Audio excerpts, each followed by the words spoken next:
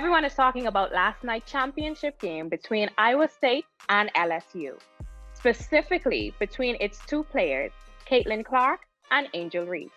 Throughout the season, Clark has been hailed as NCAA's top women's player and had no problem showing off her skills during the tournament, using John Cena's "You Can't See Me" taunt whenever she caught fire. During last night's game, LSU's Angel Reese would return the favor by turning the taunt Clark has been using all season against her. Reese's critics would express their displeasure, calling the taunt unprofessional and unsportsmanlike. But they didn't have the same energy for Clark, who had been using the taunts all season. Today, we have our comedy hype analysts, Pierre and Capone, calling into the show to give their thoughts and reactions. But first, let's take a look at this clip. Knows a ring is coming.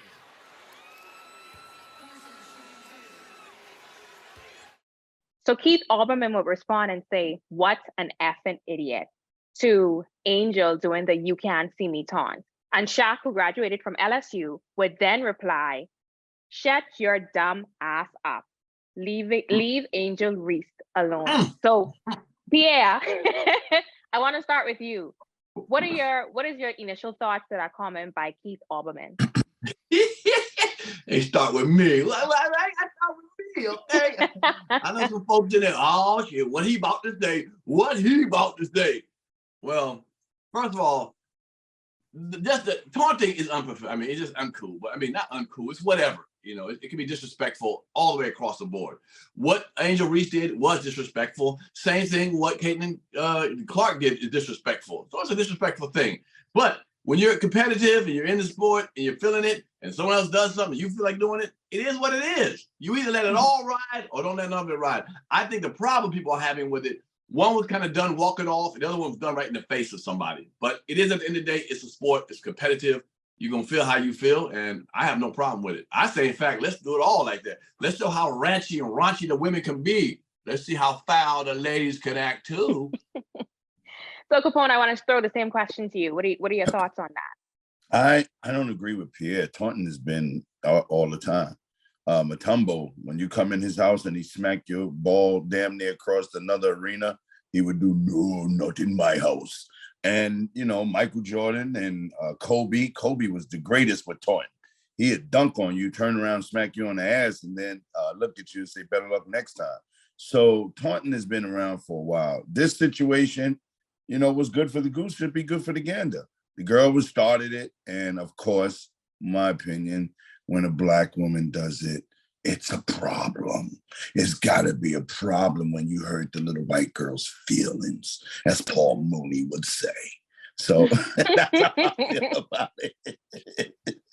So Capone, I'm glad you mentioned the gender in this, because Keith Olbermann would also say, doesn't matter the gender, the sport, the background. You're seconds away from a championship and you do something like this and overshadow all the good. Mindless, classless, and what kind of coach does this team have? I also want to go to, there were some comparisons people were making online in terms of putting Caitlin's picture up next to Angel's picture.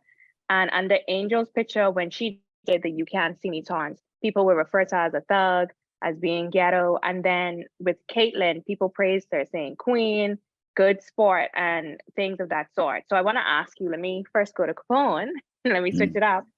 Do you think equality will ever happen for Black people in America? And do you think we should care about white validation? First of all, caring about white validation, hell no. Equality in America, I don't think in my lifetime we'll see it. I do feel that it's going to come, but I don't think yet, because they have years and years of stuff that they have put together to make sure that we stay down. And unfortunately, we've been taught so much self-hate that it's hard to come together. And that's the simplest thing, is if we learn to come together, young, old, whatever the situation is, it will happen. But I feel eventually they're going to burn themselves out and run out of stuff, because I think the big thing was that COVID thing. It separated us with people who got, the shots and didn't get the shots, and all of that was orchestrated. So yeah, I strongly feel that it'll happen, but not now. Pierre, same question to you. First of all, when Capone disagreed with me in the beginning, I'm thinking, what is he disagreeing with? That I guess taunting is well, I don't know what he disagreed with, but in professional sports, even in football, if you taunt somebody, you get a penalty. They throw penalties for taunting. I don't know if you noticed that in sports. I watch sports. You get that. Dancing, whatever, you get a penalty for taunting. So, but I had no problem with the sister doing it back to the West End. So I don't know what Capone was saying. I disagree with him about, but whatever. Equality, no. It's a lot of times in the verbiage that even announcers make that shows the disparity of them. If you ever notice when a white player does a move or does something, it's called smart and intelligent. But when a black player does the same thing, it's called athletic. So it's like we're only physically good, opposed to white people are mentally good, sports people. So we watch sports, watch it. What a smart move, what an intelligent dribble, what a dribble that. But when black people do it, it's like, oh, what is athletic ability? So, small verbiage, I catch all that kind of stuff. Will it ever rectify itself? I mean, I'll never be 100%, as long as there's two different situations, black or white, it's going to be a problem. No different than men and women. It's never going to be equal. As long as there's differences, it's always going to be a problem in society. But asking for validation for them, no, I don't think we need validation for no one. They're not asking validation from us, for us to have for them. So why should we? Just do what you do and let the ball, let the things, fall where it falls. What we need is more unification. Damn the validation. We need unification amongst ourselves so we don't feel like we need somebody from the outside to support us. And that's where we need to work on. As Keith Olbermann and Shaq would give their thoughts on Twitter, as well as other persons on Twitter, Reese took the opportunity in her interview to address her critics. Let's take a look at this clip. I'm happy. I mean, all year I was critiqued about who I was. The narrative, I don't fit the narrative. I'm too hood, I'm too ghetto. Y'all told me that all year. But when other people do it, y'all don't say nothing. Now, that was just one clip from Reese that went viral. And as more celebrities came to her defense, such as Samuel L. Jackson calling Olbermann's response little dick energy, he would then go in to retract his statement and say, I apologize for being uninformed last night about the backstory on this. I don't follow hoops, college or pro, men or women. I had no idea about Clark. Both were wrong. So we see how he's sort of recanting now and falling back on his original statements. And it's sort of interesting to me how a gentleman of his caliber would go off of an assumption without having all of the facts. So I want to ask you, Pierre, do you think that Olbermann's statement, and as well as other persons calling her ghetto and a thug and all of that, do you think that was fueled by her skin color? Oh yeah, without a doubt. I mean, you don't only say ghetto when you talk about white people, you know what I'm saying? But she answered it very nice. I love the way she said it. She said, when I do it, it looks differently than when other people do it, which she's very correct with. I think, has it opened the door for this kind of behavior on set, taunting in front of, hey, I don't give a damn. As long as it's entertaining to me, I'm gonna be honest with you. So if we're gonna let the white girl do it, we're gonna let the black girl do it, we're gonna let the black girl do it, then we're gonna let the white girl, it's on. Mexicans do it, everybody just taunt each other. I don't give a damn. Let's not pull it in now. It is the door, the box has been open. So it is what it is. But I would really feel bad if this hurts her in any way, because she's a black girl, let's say sponsorship wise and so forth like that. Because they love Caitlin Clark. Trust me, trust and believe. I did a little history on her. They love her. But again, I think, of course, I believe racism has something to do with it, and keep Olbermann as a white guy, for him to say, I don't follow none of this kind of stuff and double down so hard on her, on the sister. But the knee-jerk reaction was a lot of people thought that when they first saw the sister, Angel Reese, say, damn, what's she doing? But then again, the white girl, Caitlin Clark, has done that all season long. So, the sister say, I ain't gonna fit in your narrative. I'm doing what I do. Accept it or keep it moving. And I'm cool with that. Mm-hmm. Capone, same question to you. Racism, of course, you know how I feel about it. Everybody knows how I feel about it. The fact that he recanted what he said as far as he don't follow sports, but he made that statement from a sports situation just goes to show the more racist that he is. You know, he didn't do the research. You want to take it back. Everybody want to take back what they say or they do to us. And then we supposedly so easily accept it. I'm glad she made the statement that she made. It's for the girls who look like her. You know, we're tired. And I'm going to express this wholeheartedly. We're tired of the apologies. We're tired of being used. We're tired of all of the different things that racists, I'm not saying white people, I'm saying racist people, that they keep coming out and try to cover up. You're exposed already. So just, you know, stick with your story. That's all I got to say. Don't try to butter it up now after you get the heat on you. Stupid. That's how I feel about it. But it's interesting because when we have Black athletes that do the taunting, that do the same thing, and they're king of taunting. We see it on the basketball court all the time. We see it with football players when they do the dance at the end. Nobody ever comes for them and calls them ghetto and classless, even though they're the same color as Angel here. But because Angel did it, it's now classless, it's now tacky, it's now thug. That's a pretty strong word, thug and ghetto. But no, in all fairness, they have said that. I'm just giving you facts. They've called Black people ghetto and hood for dancing and doing all the dances in the end zone and so forth. They have said that about Black players plenty of times. But it isn't as loud as Angel. So I want to ask today. No, it's because today, trust me, today you're hearing it. Mm-hmm. When other people were doing it, they were dancing. They stopped players from doing that in the end zone. In the professional, doing like all that kind of stuff, they had to stop some of those situations because it was such a big deal and all that they thought was disrespectful. Just telling you. So, but I think today is about Angel. It's about today. It's about Angel. I get it. You know? White people don't do it because they can't dance. There you go. There you go. I very believe that. Shit, okay? But I want to pose this question here. Do you think that there is a level of inequality when it comes to male and female sports?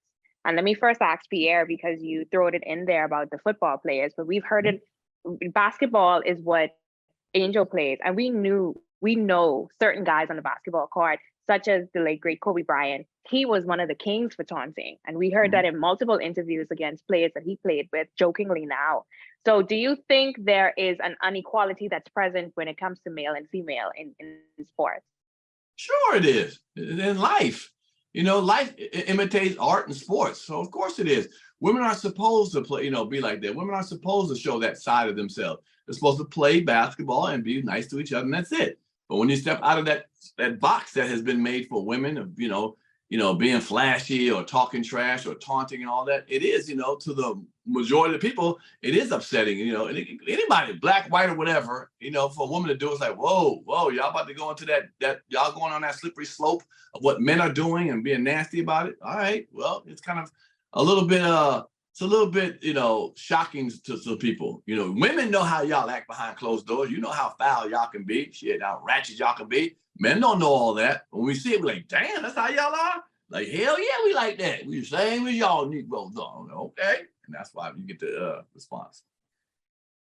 Capone, do you think that there will always be an inequality when it comes to males and females in the sports world? Yeah. You can just go by the pay scale. The pay scale, you play in the same type of arenas.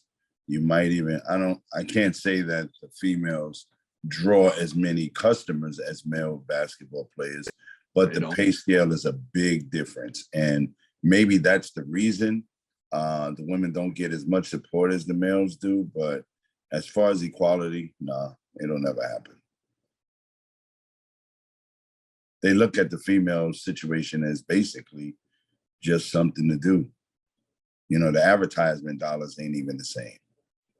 Mm-hmm. But then it's a business, and some people you got to take the emotions out of business sometimes. But if you're not selling tickets the same way, it's just not going to happen. It's just not going to happen.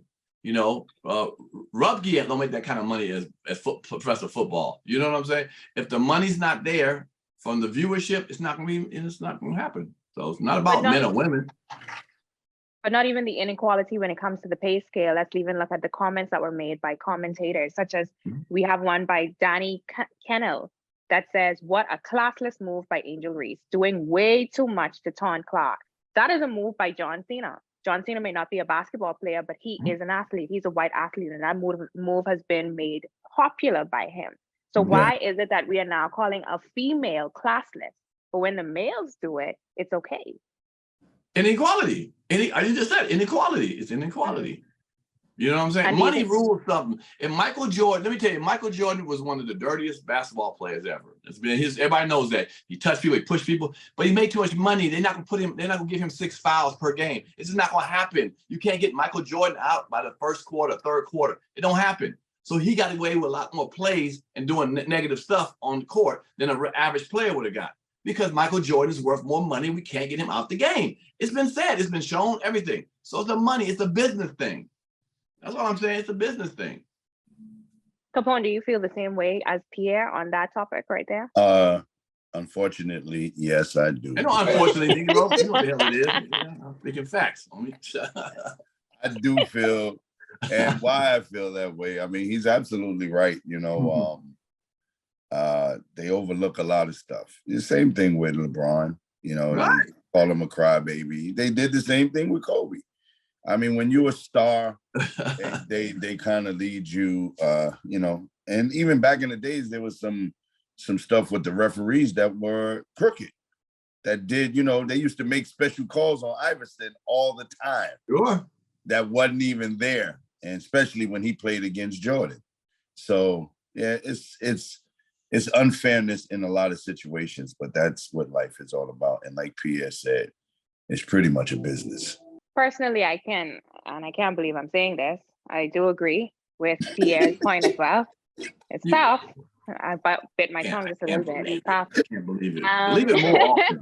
Believe it more often when I speak the fact. Get the emotions out of it. But it is true. Money does run everything. And when it comes to the world of male and female sports, we have seen that in the male sports arena that their dollar is more prominent. So before we head out, I have to ask you guys, how can people follow you and what do you have coming up? Let's start with Capone. I want to switch it up just a little bit. Oh, okay. Well, follow me here on Instagram. Make sure y'all keep tuning in to Comedy Hype. I'm here. I had a great weekend in Atlantic City, and I did the comedy club of Ray Dijon in Brooklyn, New York. It's a great comedy club. I would advise all comedians to reach out to him. He's doing great things. This week coming up, I'm actually somewhere in Sacramento. I don't know the place, and I might be going to see the tour, and then right back again on the road again, Memphis. A lot of things coming up, so just keep tuning in. All right, Pierre. I'm sorry. This Tuesday, I keep forgetting this. This is important. This Tuesday, I'm at Salsa con Fuego, which is the biggest comedy club right now in New York City on a Tuesday night. It's all pretty much already sold out, but if you can come, make sure y'all come out to Salsa con Fuego in the Bronx. I'll be there. Let's not forget, Capone. How can people follow you? Yes. Oh, I said on Instagram, Comedian Capone. If you cannot spell comedian, do me a favor. Do yourself a favor. Don't follow me. All right, Pierre, and we have you. How can people follow you and what do you have coming up? I see you have on your Panic Room shirt. Of course. But let me wrap it up with this young lady, Angel Reese. She's one of us. Okay, at the end of the day, she's one of us. She's getting a lot of backlash from the media. If you disagree with what she did, this is a time I'd rather us be silent about if we disagree. If you agree with what she did, support her. Just support her. If you can't support her with your silence. Meaning, don't say anything about it. She's about to go through a whirlwind right now in these next couple of days. Sponsorships are looking at her with side eye and all this kind of stuff. So us to throw her under the bridge or the boat, whatever you call it, bus, throwing the bus is not a good thing to do right now. If you feel she was a little wrong, just don't say nothing at all.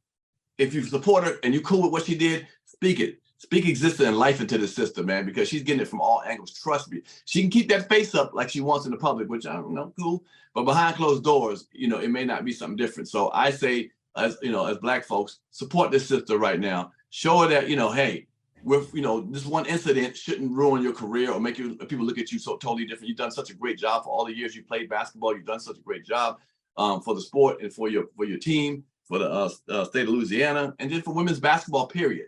So I say, don't, go out there. I don't like her. She's ghetto. Don't add to the shit that they're already doing. Okay, for that one situation. Okay, because the white folks ain't gonna do that to Caitlin Clark. Trust me, they're gonna sweep it under the thing, or they're gonna act like it's okay, or just not even say nothing about her behavior. So let's act the same way accordingly. Put life into the sister. All right, for that to say, PS Panic Room.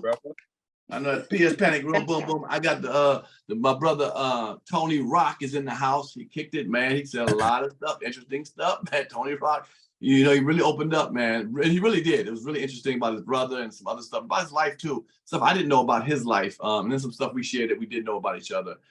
Great interview. So go to PS Panic Room if you get a chance. You can follow me at Comic Pierre, COMIC PIERRE. And if you're in the DMV area, April 21st, I'm doing 2 shows at Party HQs in Bowie, Maryland. It's gonna be a great show. 2 shows. My man Mike Brooks is on it. Please come out and support. DMV loves me, so I know y'all gonna be there. April 21st, I'm in the place to be. All right, now you heard from us, and we want to hear from you. What are your comments on Shaq shutting down Keith Olbermann's comments towards Angel Reese? My name is Danielle Miller, filling in for Symphony Thompson. This is Comedy Highs News. Great job. Put it in them comments. Tell her how great she did. Tell her how great she did, y'all. Culture sounds like black hands, coating your face in Vaseline like, boy, take those off and put on your good jeans, like put on your good shoes. And the riches in our genetics are not something that we get to choose. But when they stop you and they ask, what has the ability to create all of that? I hope you tell them. It's because my mama black.